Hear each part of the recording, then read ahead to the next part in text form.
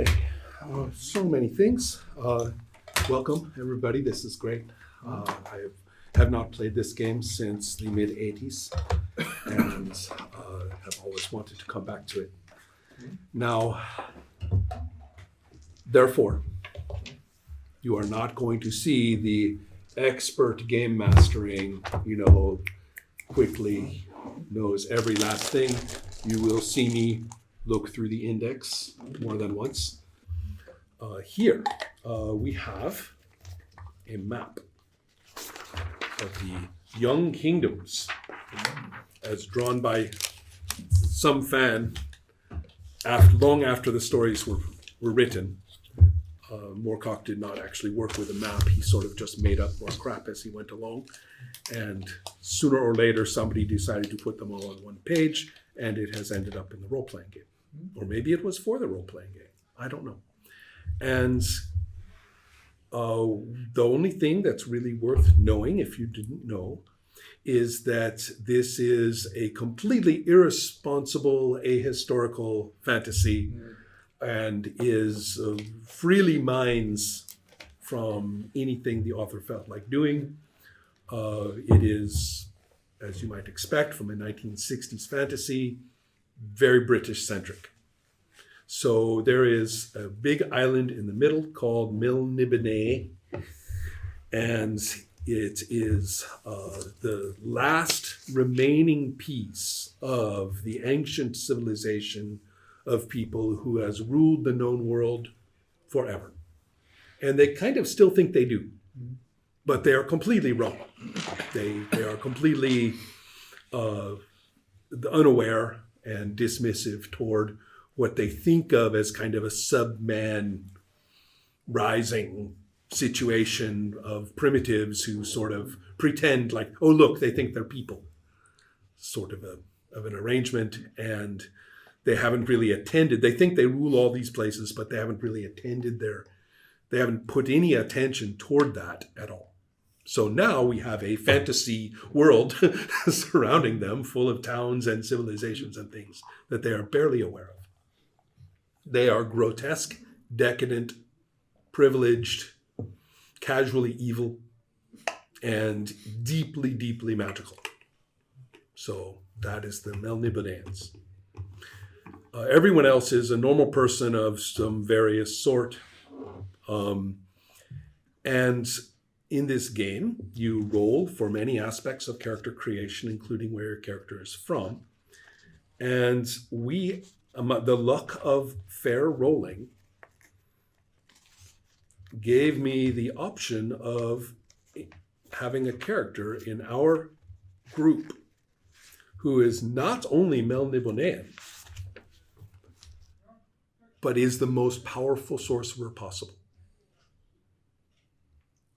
to the extent of being one of the mightiest known, which means you can summon all the different kinds of demons, all the different kinds of elementals. You can call up a beast lord. You have a shot at talking to a lord of chaos, but I think that's a bad idea. And is an insanely overpowered character. It's like putting a 20th level Dungeons and Dragons character with a bunch of first level characters.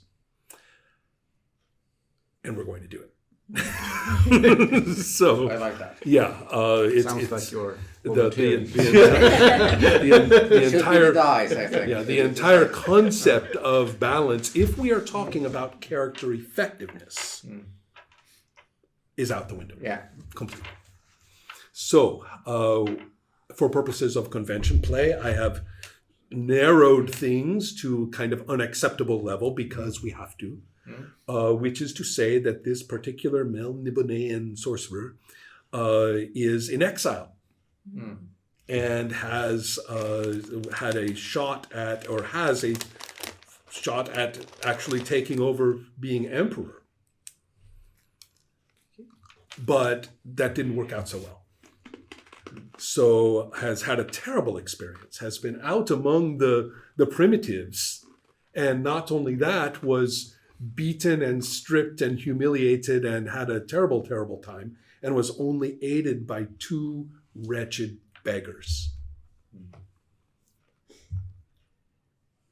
And we are now seeing this sorcerer having been saved from a life of, there's a way for you to lose all your bound demons, and that happened. Okay, so this has been a terrible year for this person. And they now have 2 buddies who are the beggar character class, which is, we begin by discovering how many of your body parts are defective. So, right. I was almost tempted at this point upon making these characters to make all the other characters beggars, because that would be awesome. But then I rolled an assassin, and you can't not have the assassin, right? Obviously. Yeah.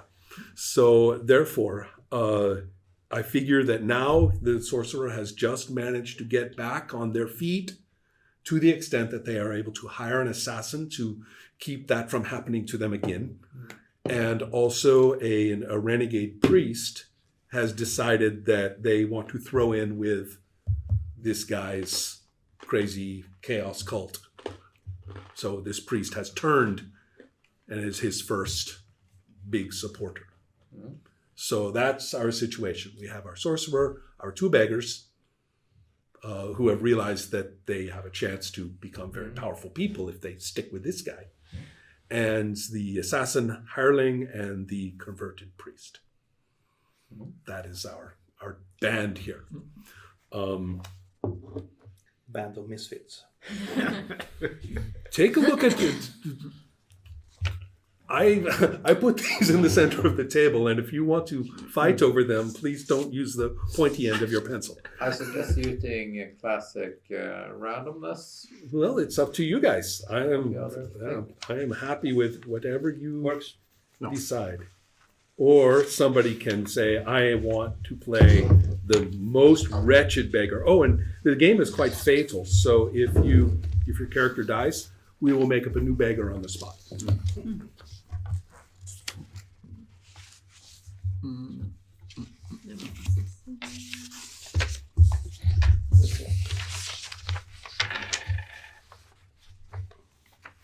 Det var belopp. Det var 5 stycken.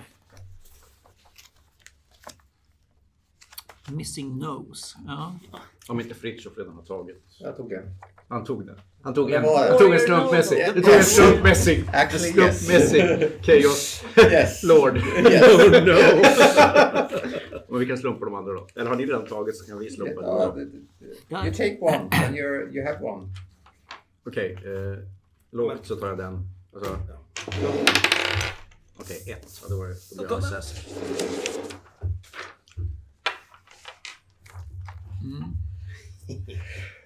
Är du prästen eller? Almost. The almost priest. Ja. Disciple. Yeah. I don't know. I'm just writing a couple of things while you check out your sheets. You will notice that name, sex is not given. If Colt and Ilan are not indicated, although wait, I think that beggar should have, who is the other beggar? I'm half-blind beggar. Perfect. Where it says cult, it says Narjan, correct? Yes. Okay, you two. I forgot to write you in there. Okay. And I can write and stuff on this. Absolutely. Yeah. Good.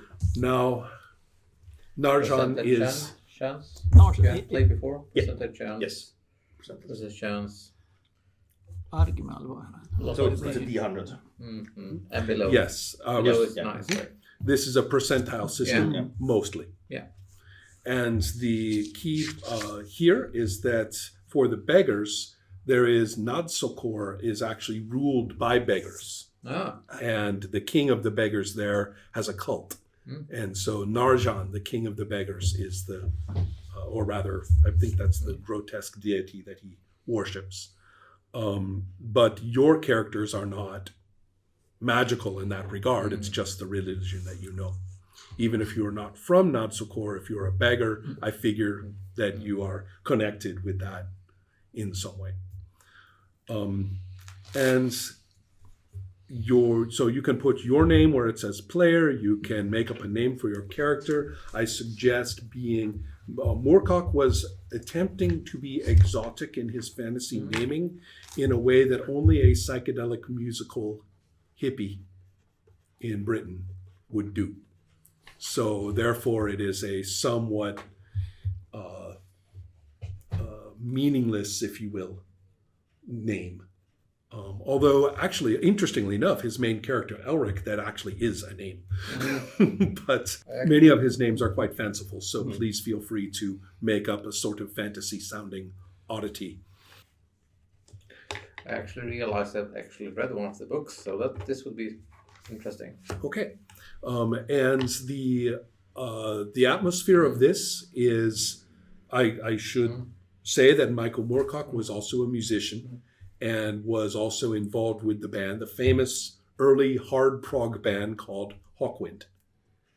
And the Hawkwind stories and themes and things were integrated tightly with his imaginings.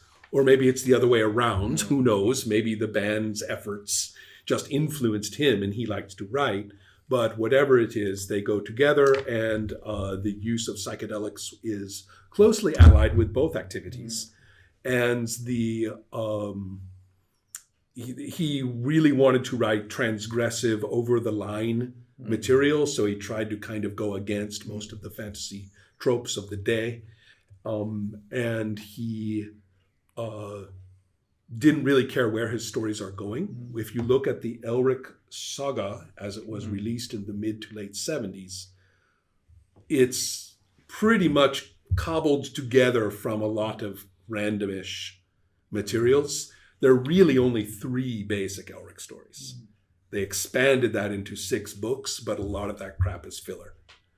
So there's really not that much to work with, which is good, actually.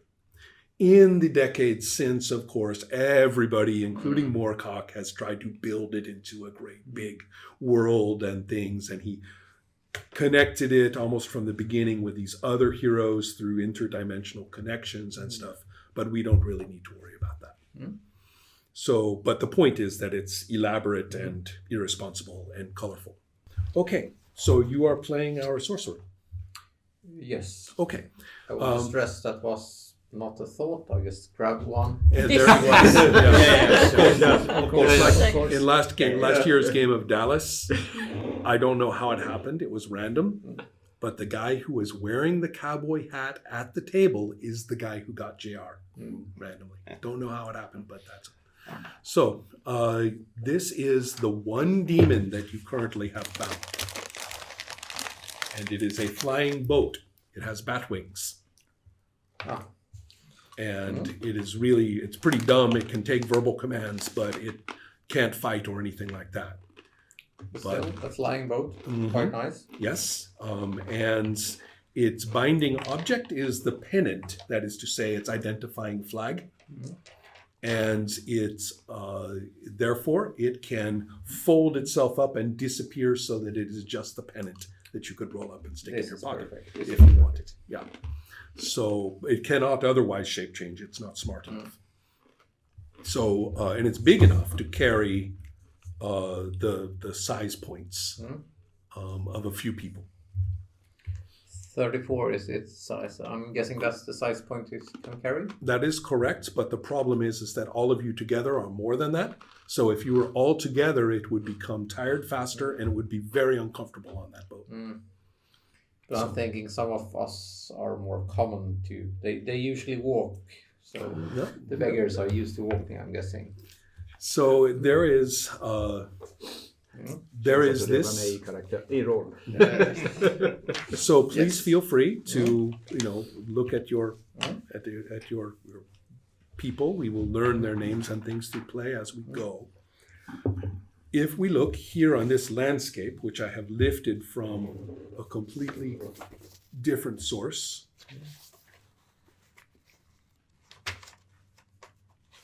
we are going to be in the land of Picarade, which is a somewhat primitive warrior-ish land, considered rude and brutal even by the other members of the Young Kingdoms. The most civilized place is the remarkably English island of the Purple Towns. But people from Picarade are heavy and strong and kind of brutal people, and that is where because our sorcerer does not want to be known. Everyone in Melnibone thinks he's or she is dead, and therefore it's a good idea to be as far away from there as possible. Yes. You thought it would be easy. You thought the primitives there would all bow down to you, and that did not happen. Right? No? No. Oh, at least 4 of them have. Yeah. That's nice. It's a start, yes. And so that's why the money is theoretical. Yeah. All that is I'm very rich, but I can't pay you in person right now. But exactly. Because your money is here, or yes, any reasonable bank would accept my credit, of course. But, Yes. And then the key point here, though, is that your ancestors, the very family that would give you a claim to the throne, had used to rule this land. Of course. And Yeah, please continue. no, that's good. I'm listening.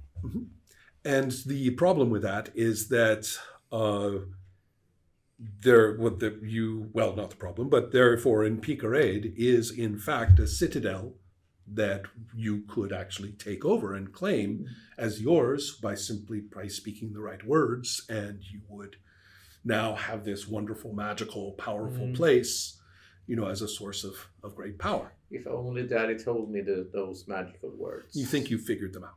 I think I figured them out. Yeah. So, but it was, this is old, centuries old knowledge. Your pretensions to the throne are not taken seriously by anybody, and therefore Primitive people. well, not just the primitives, but people in Melnibone. It's all old news, long ago. I mean, get over it, basically. So, and you were like, I am not over this. No, of course not. So therefore, if we go to this area in Picarade, which I just grabbed from another source, the glowy tower at the top center on the shoreline, yes, the glowy tower is where that citadel would be. And we haven't visited that place yet. You are on your way. That's reasonable. Right. And the other thing, however, that the natives know, we have at least one person from Picarade, right? Correct. Right? And one thing you know is that this region is considered to be is not well governed, right? We have They need a new, better ruler. well, like me. the problem is that the king of Picarade would very much like to rule all of it. The usurper, or the false king, I think it's important to stress there. Jumped up warrior chief of some Yeah. kind, right? It's head dog. Right, Chalal is the capital. Okay, well, anyway, the king, who is a devotee of the Church of Chartros, which is a chaos god. You see, the primitives think they're people, and so they worship true chaos lords, but they don't do it right, and it's kind of silly. Some of them even think they can do magic, which is super funny. And as you may have difficulty explaining to this person, there's a real problem here because the Duke Niblech has taken over this portion of the country and is brutalizing everybody and is actually herding people, delivering people to this very spot, this tower area, where they are never seen again. And it's thought that he is going to try to take over to be the new ruler of Picarade, and he is going to do so in the name of Chartros, in conducting wild rituals there of some kind. And the name of the king was? It's a good question. Okay, yeah, no worries. Yeah, I know he's in here somewhere, but I have forgotten. No worries. But the local lord is Duke Niblish. That's right. Good of you to remember that. And from your locals' perspective, this whole area is actually considered barely part of Picarade anyway, because it's not very governable. There's, local Your kind of warlords. people, that is. Yeah. We need a wise ruler that's meant to rule, from a people meant to rule. Of course, Malish. We might as well kind of cut straight to the chase and save a little bit of time. The demon boat is not very happy about getting close to this tower. And it looks funny when you finally see the tower, and to check this out. Most of it seems to be gone. Only the bottom portion is still vaguely intact. This is what what happens if you leave my things for savages. They only break things. And yes, it's whittled away. It's much shorter, and the top half is, skinnier than it should be, like it's been worn away. And somebody seems to have left the lights on. It's glowing and bubbling wildly. This is something we, of course, will have to fix. And you can see, and this is something you knew about, that on the shoreline, there have been ships coming down from here, galleys that deliver huddled masses, wretched people, to this place. And there are encampments along the mouth of that river where they are kept before they are delivered. To the tower. Yes.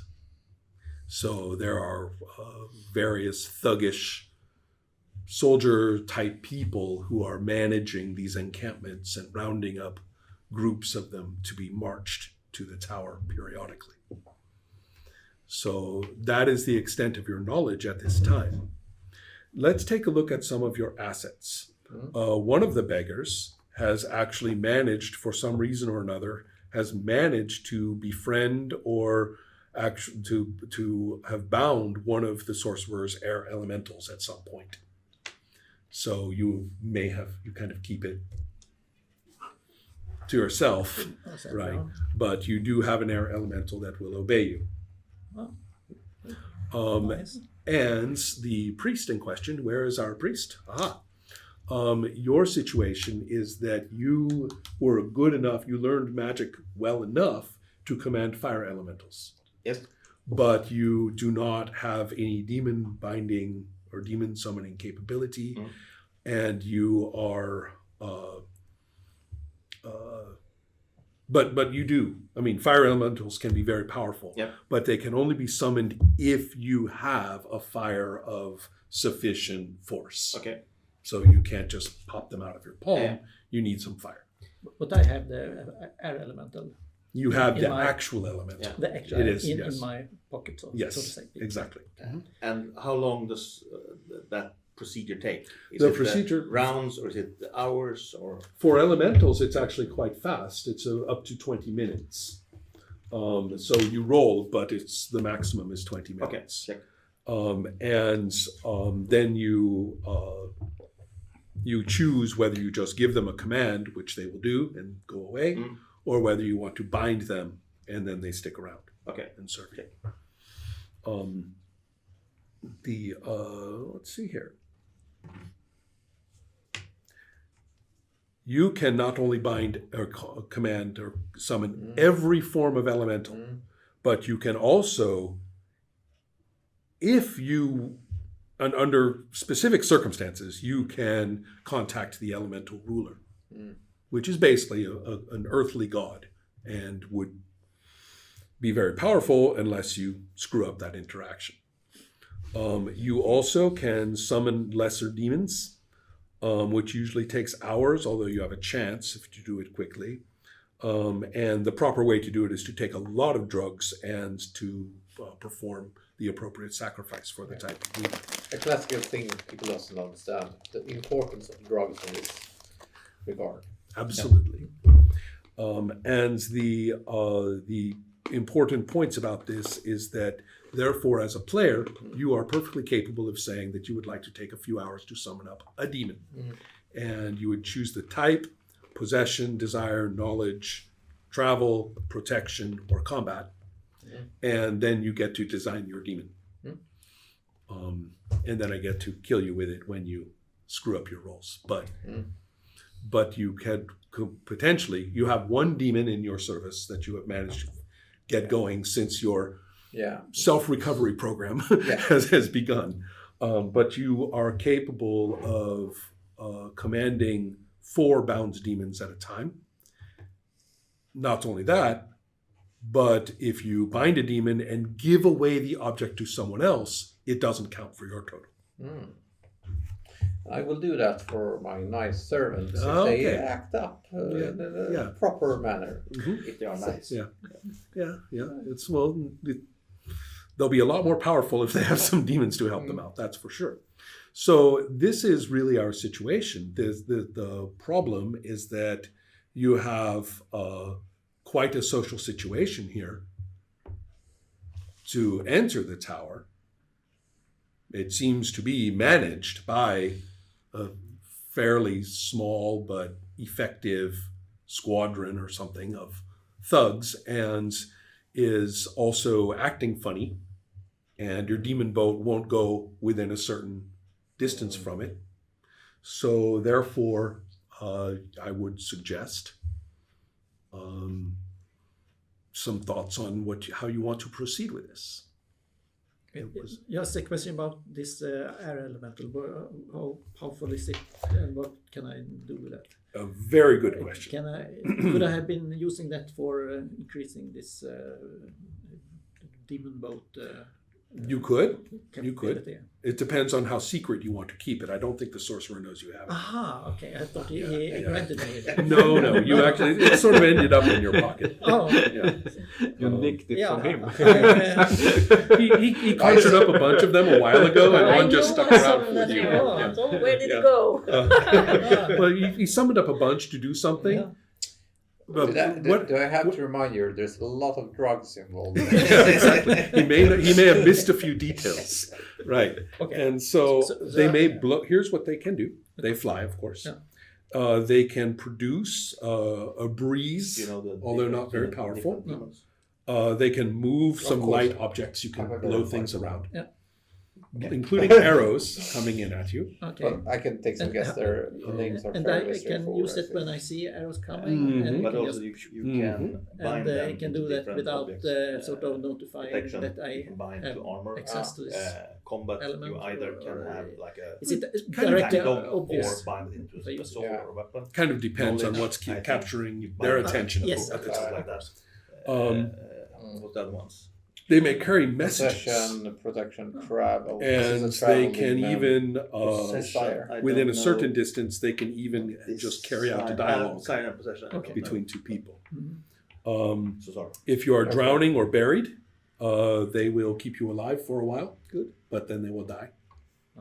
That's And any other thing that it seems proper for you that an aerial yeah. Okay. being could do, just say so.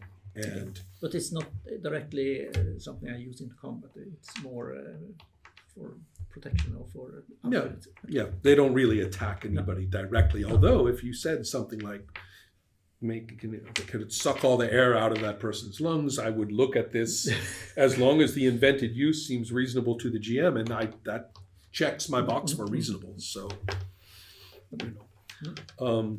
Okay, gives you sort of an idea. It's meant to be a little loose, Yeah. right? Good.